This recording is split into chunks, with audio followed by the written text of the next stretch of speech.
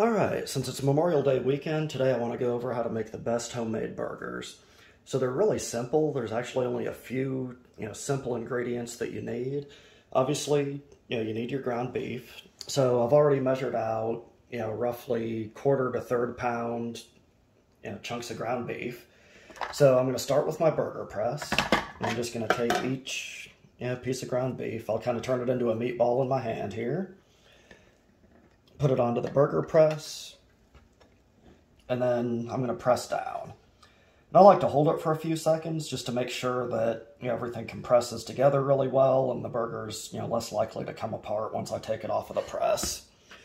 So I'll go ahead and lift it up and put it on my plate. And then I'm just going to repeat the same steps with the next one. If you don't have a burger press, you can certainly do this by hand. One thing I like about this particular one, and I'll link it in the video description, is it has this little divot at the bottom of it. And what that does is as the burger heats up, it prevents it from kind of blowing back up into a meatball. It keeps it kind of flat like a burger really should be. If you don't have a burger press or yours doesn't have that, you can just use your thumb and make a little divot in the meat. So I'm going to press down on this one for a few seconds and go ahead and take it off onto my plate. So then the next thing I'm going to do is just really simple ingredients. So I use this Himalayan pink salt. You can certainly use any salt that you want. I like the Himalayan pink salt. It has a few more minerals in it than normal salt does, but any kind of table salt that you'd use for anything else is fine. I'm just going to sprinkle a really small amount of it on the top of each burger. Next thing I'm going to do is I'm going to add pepper. You can certainly use pre-ground pepper, but I like using a grinder myself. I got this Colin Mason one on Amazon, and I like it because there's different settings as far as how fine or coarse you want the pepper to be. If it's burgers, I'll put it on the the finest setting, the smallest dot here. And then if I'm doing something like a steak, I usually like it a little bit more coarse, so I'll move it over to the more coarse setting. And I'll just do 4 to 5 turns of the handle up here on each burger. And that's really all the seasoning I need on that side. The last thing I'm going to use is this beef broth concentrate. If there's a Tom Thumb in your area, you can get it there. If not, you can get it on Amazon. It'll be about $6 or $7 for this container of it. And it adds a really good flavor to the meat. And the other thing it'll do is it'll help keep the meat more tender. So, one of the advantages is I'm using 80-20 meat today. If you do want to have a healthier burger and maybe do 90-10 or 96-4 or a leaner meat, it'll help the meat stay a little bit more tender so it doesn't taste so dry when it comes off of the grill. And then if you cook it more medium or rare than you otherwise might, then that'll just help with that as well. So I like to put it pretty liberally all over the burger. I've found that you really can't use too much of it. So just put quite a bit on each side of it. And that'll, like I was saying, it'll help add a good flavor to it, and it'll help keep the meat a little bit more tender. Now I do want to call out, this is beef broth concentrate. So if you get just regular old beef broth, it's not going to have the same effect. You want the concentrate. That's where it's going to really add the flavor for you. So now I'm just going to flip the burgers over and do the same thing on the other side. So just flip them over by hand here. And I'm just going to add my same spices on the other side. So a few shakes of the Himalayan pink salt, and then 4 to 5 twists on the pepper grinder. And then again, I'm going to very liberally add the beef broth. And I do like to fill up the divot that my burger press made with the beef broth, and that just makes sure that I get a little extra in there, and sometimes it'll even soak into the meat while I'm making, or while the burger's on the grill. I used to use a meat mixer to mix all of this up so it would really get deep into the meat, but I found that isn't the best way to do it. Number one, I didn't really catch much of a difference in the flavor, but using the meat mixer breaks some of the bonds in the meat, and the burger is a lot more likely to crumble apart on the grill, especially when you're flipping it. And it just didn't seem to have the right texture when I was actually eating the burger. So I like to just compress the meat without using a meat mixer and put all of the seasoning and beef broth on top of it. So now that this is done, they're ready to throw on the grill.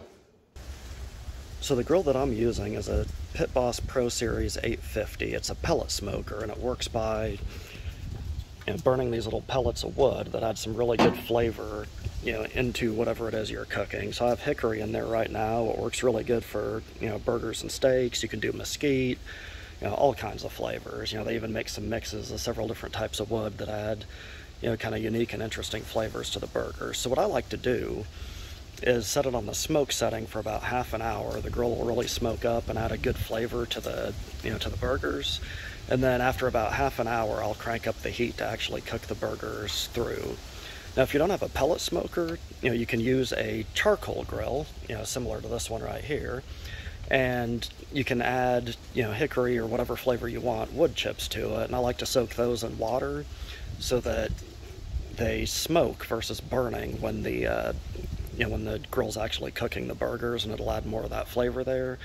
I haven't tried this, but I've been told if you have a propane grill, you can do something similar and just put the soaked wood chips on like some tin foil, and it'll have a similar effect, but I haven't tried it. Feel free to try it and let me know in the comments if it ends up working. So I'm going to go ahead and put the burgers on.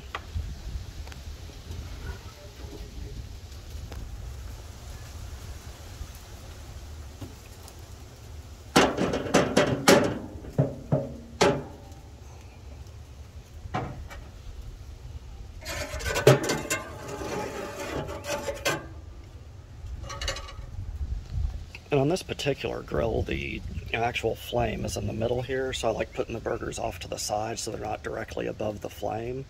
And I do it on the side of the chimney. I don't know if it makes too much of a difference, but my line of thought is all the smoke's going there anyways, and maybe a little more will get into the burger. So now all I'm gonna do is hit the power button, and then, wait half an hour. So you can see as the grill gets going, there's a ton of smoke just coming out of the chimney, and that's all going to be just great flavor going into the burgers. So, a good half hour of that, like I've been saying, and that'll add, all the hickory or, whatever flavor of wood you're using to the burger that you really need. Alright, so now that it's been about half an hour, it's time to crank up the heat on the grill. So on this particular one, you just press the button here, turn it over to the right until it says H, and then press the button again to lock in the temperature. And you can see the burgers are already looking a little bit different, and a lot of that beef broth is soaked into the meat. So the other thing I'm going to do on this one, the chimney is actually adjustable. So I'm just going to raise it. And what this does, it just allows for better airflow so that the grill can heat up a little bit faster. So I'm going to just wait for the temperature to go up and let the burgers, mostly cook on one side, and then it'll be time to, flip them and add cheese, and that's really it for the grilling portion of it. So now it's time to go ahead and flip the burgers. I usually know just by the look of the burger, but, if you want, you can use a meat thermometer, and depending on how well cooked you want it to be, I'd just, flip it. It's a little bit cooler than that desired temperature by maybe 20 degrees or so, but I'm going to go ahead and flip these. It'll be time to add the cheese shortly. Alright, so I've added the cheese, and then I'm just going to close the lid and give it a few minutes so that the cheese can melt, and then these will be ready. The thing I like to do while the cheese is melting is I'll put the buns on this top shelf on the grill, and that'll help toast them and add a little bit of hickory flavor to the bun too. If you don't have a second shelf, you can add it to the main grate of the grill, but it'll be closer to the heat source, so just watch out for that, and maybe don't keep it on quite as long. So now the burgers are ready to come off the grill. I'm just going to grab them, and I grab a clean plate that doesn't have all the beef broth on it. So those are ready to go. And I'm going to go ahead and just grab my toasted buns and put them on the plate as well, and then shut down the grill.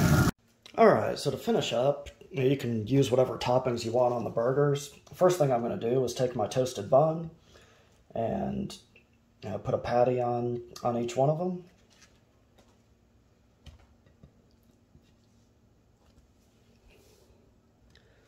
Then I like to add a little bit of ketchup and mustard, but again, use whatever you prefer.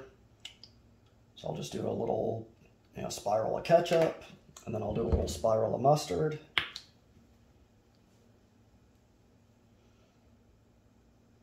And then lastly, I like to do tomato and onion as far as toppings go. You can do pickles or lettuce or, a lot of the, just common burger toppings. But I'll just grab a couple spoonfuls of tomato and put it on there. And then I'll do the same thing with onions. So at the grocery store I go to, they have these packages with pre-diced tomato and onion that's, really convenient. If yours doesn't have anything like that, it'll just take a little bit more prep work, but you can, grab a tomato and an onion and, dice it up yourself. These tend to last a few weeks in the fridge, so if you're going to be doing, burgers a lot, especially since it's summer, you can just grab one of these, pre-diced packages, and it, makes life a lot easier, and it'll last you, several weeks before it goes bad. So now that my toppings are on, I'm just going to put the top of the bun, and it's ready to enjoy. These are the best homemade burgers that I've ever had.